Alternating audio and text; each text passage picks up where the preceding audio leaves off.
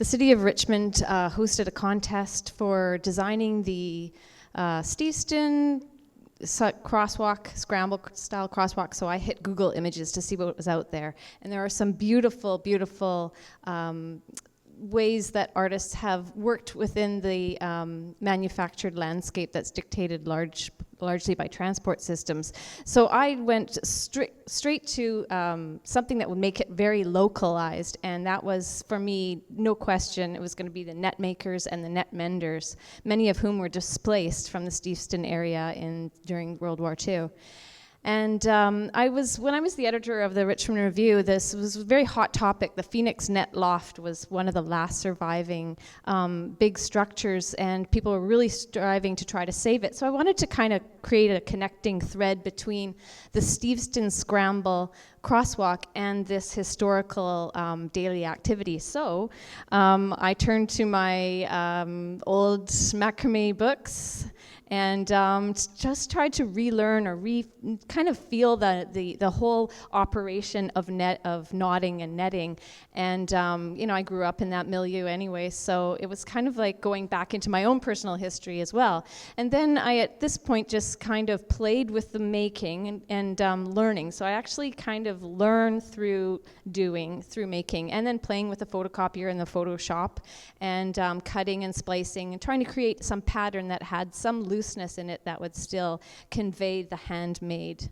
I was not part of the rest of the process besides the design, but I had to be at Rocanini's coffee shop every day when this was installed, because this is a beautiful piece of performance art. These big guys and their huge machinery embedding the handmade into the tarmac. It was like sweet spectacle. So, and there was all this commentary inside too, so it was lovely. There's now lots of images of this scramble in Google Images, and for me it was really lovely to see the collaboration with these piers and the rope kind of repeating that pattern, and I think it was very successful. I'm looking forward to seeing the Google Maps aerial view. This is examples of other works of mine. This is called Seismic Rug. I made this in the days and weeks after the Japanese tsunami. And it's a way of kind of working out my anxiety through repetitive work and kind of incorporating sort of some bigger ideas and seeing where I can take that handmade craft tradition. This is called Logo Sweater, modeled by my brother. It was made in the weeks before the 2010 Winter Olympics, when the news was filled with a lot of stories about appropriation of logos, and specifically the Hudson Bay Company making the made in China sweaters from the Cowichan band style. This is a parkade quilt going into this very inhumane space of a parkade and trying to bring in references of the humane or the domestic, and some colors that would not normally be found in there. This is an art school project. This is called Scraps. It was done in the semester where they were really hammering home this idea that we need to be sustainable, and this is a sustainable campus, and I found all that wood in the garbage. So I thought this is a great way to say, can quilts say something else besides cozy?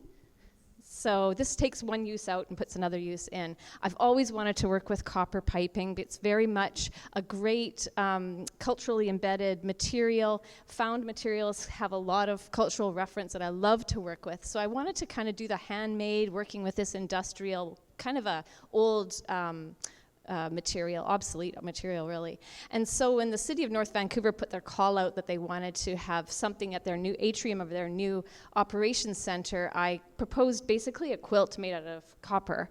And I was kind of thinking, like, if Dr. Seuss became a plumber, like, what would he make, And so this is like a crazy over complex design that I've used, like, my quilter's sense to kind of do it one block at a time to create all this over complexity. And no, I did not do this myself. So I knew, at least I was smart enough to know to get a metal fabricator to put this together, and it's going to be installed in 2 weeks in North Vancouver. Yay!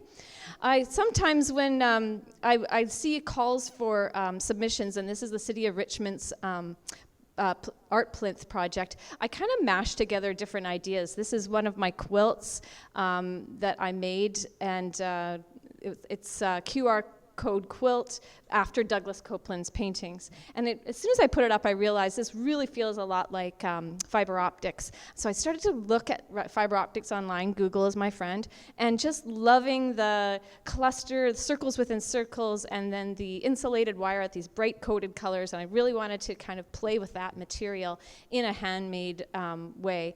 And I also played with bubble tea straws, using clusters and putting them together, and just started to jam them into these designs and see where they take me, what kind of references they have. I didn't want to do anything too literal. I wanted to keep it open so there's a lot of entry points for different viewers in different kinds of possible readings. The reason I really pushed for this one was because I love this experience that a viewer would have when they're coming by a transport, any kind of transport. They see the end view, which is this circles within circles, this cluster, but as they turn to the side, they get a completely different view. So it's kind of a very active sculpture, and it does appear to be sort of extruding from the concrete. It's one thing to do sketches, and it's quite another thing to make a physical model so you can really feel the dimensions and the depths and the shadows. And once I did that, I realized this needs to be done in sort of aluminum and bright colored, so it kind of feels more aeronautical and related to the airport. And this is the part of the original submission to the city, and you can see quite a big contrast, which I'm pretty excited about. And that's it.